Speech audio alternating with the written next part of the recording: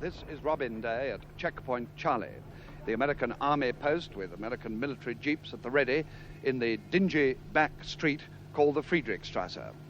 This is where the Americans have been resisting interference by the East German police with their right of entry from here into the eastern half of this four-power city of Berlin, which lies through there. There stand the East German People's Police, whose demand last week that all Allied officials in civilian clothes must show their papers led to the tense situation on the border.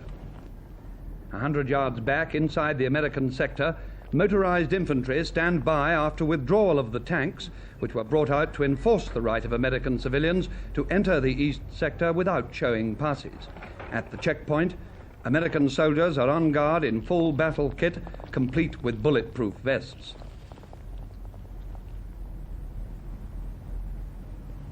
And this, where I'm walking now, is the border at Checkpoint Charlie between the American zone and the eastern sector. This piece of road, 12 yards wide, is the only crossing point which is now open to the Americans, the British and the French.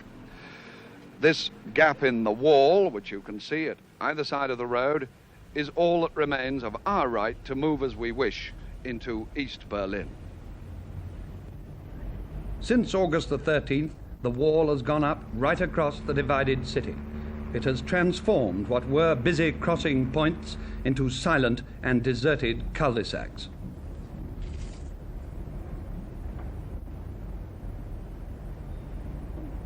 This is the Potsdamer Platz, and you may remember from our panorama on Berlin at the end of July that this is the place where Richard Dimbleby showed you on the ground the exact spot where the boundary of East and West is. Well, today it's no longer an open square as it was then.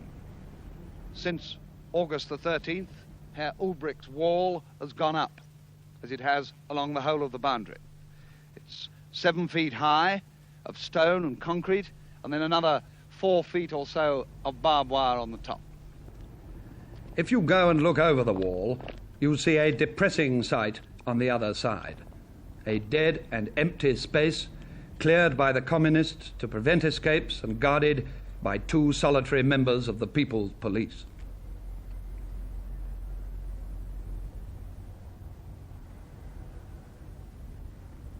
British troops have been out patrolling our border, but we were not directly involved in the dispute about showing passes. This dispute revealed a lack of agreement on the western side about procedure. The British had their own procedure about passes. The British Commandant, Major General Sir Rowan Delacombe, told me why. Can you explain what the British practice has been with regard to showing identification documents and passes to the East Berlin police? Well, first of all, I must make it quite clear, we do not subject ourselves to East German controls. We do not hand over any documents whatsoever. But when in civilian clothes, we are allowed to identify ourselves. But the Americans have not done that. No, that's the difference, isn't it? The difference is that in American vehicles, their number plate is their license. Our number plate is a registration, just like at home. Our vehicle is identified by the license, which is purchased every year, displayed in the windscreen. And so, therefore, we have been identifying ourselves, if necessary, by showing a British document in the window. What has been the British job under your command during the last few days? To maintain the British position in the British sector.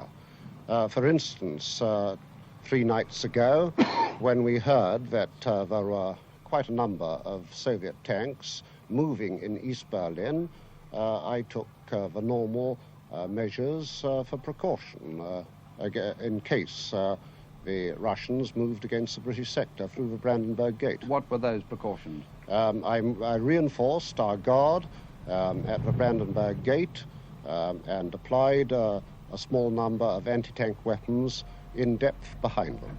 Now, suppose there was a shooting situation here and the Russians did move. Of course, all the Allied forces in West Berlin would be hopelessly outnumbered, would they not? It depends what they moved against us, but as it stands now, they have overwhelming superiority in numbers. Do you, or do any of the other allies, have nuclear weapons at your disposal to offset this conventional inferiority? We have no nuclear weapons in Berlin whatsoever. None of us. Security is preserved with parade ground protocol at the Soviet War Memorial inside the British sector. A British sentry guards the Russian sentries who guard the memorial. The young Red Army men I chatted with seemed about as bored as the British soldiers I'd met on the other side of the barbed wire. The Russians are part of a Red Army detachment who come into the British sector every day. The Brandenburg Gate is no longer open for us to pass. West Berliners gather to see if anything is happening there from a barrier 400 yards away.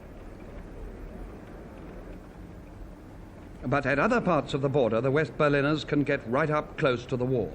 They stand and wave to distant figures on the other side, to relatives or friends if they can pick them out, or merely, as one of them said to me, to cheer the East Berliners up and show that they are not forgotten.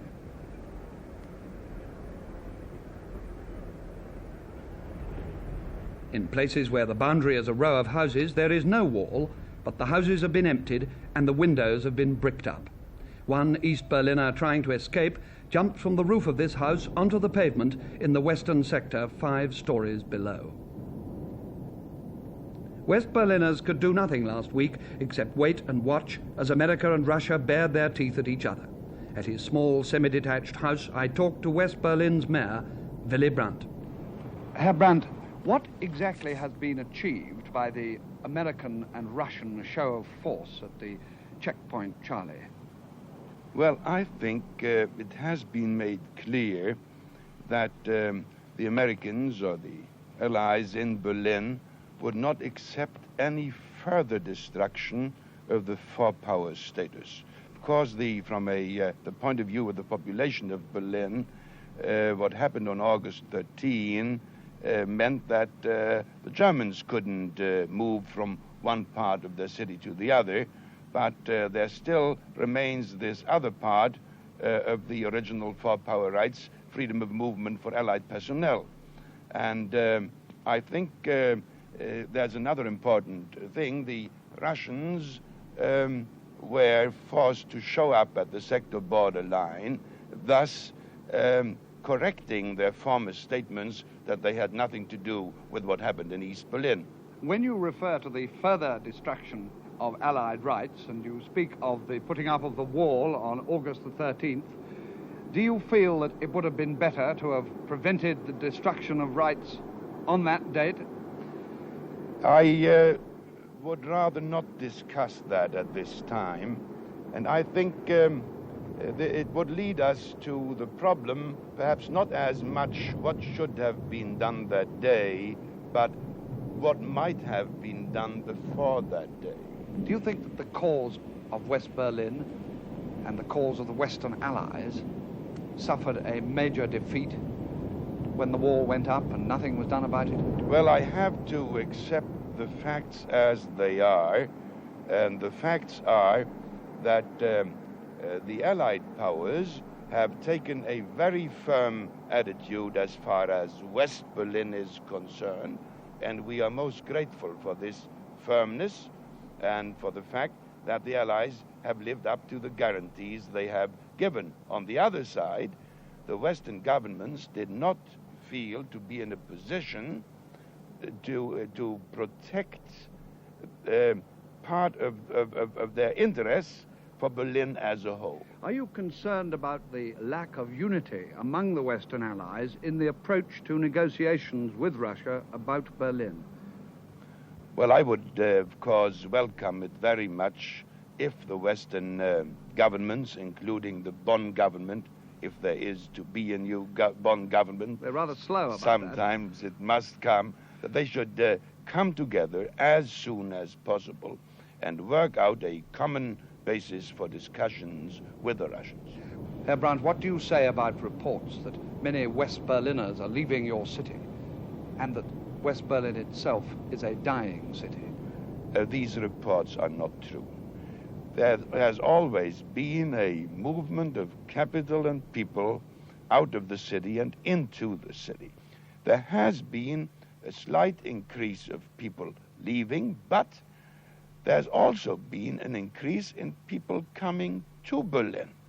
So I feel confident that after a certain time we'll get a new balance. We don't like to live as a ghetto. We wouldn't like to prevent people from leaving the city if they like to do so, but we would try to get in new people from West Germany. We need manpower. We need young people who are willing to participate in the further development of this city so it becomes a modern industrial center and a large center of education and science. And for those who stay in West Berlin, a stepladder has become something to take out on a Sunday morning stroll. If you want one reason why the Berlin crisis matters, look at this little girl with her father, waving at her grandmother on the other side of Herr Ulbricht's wall.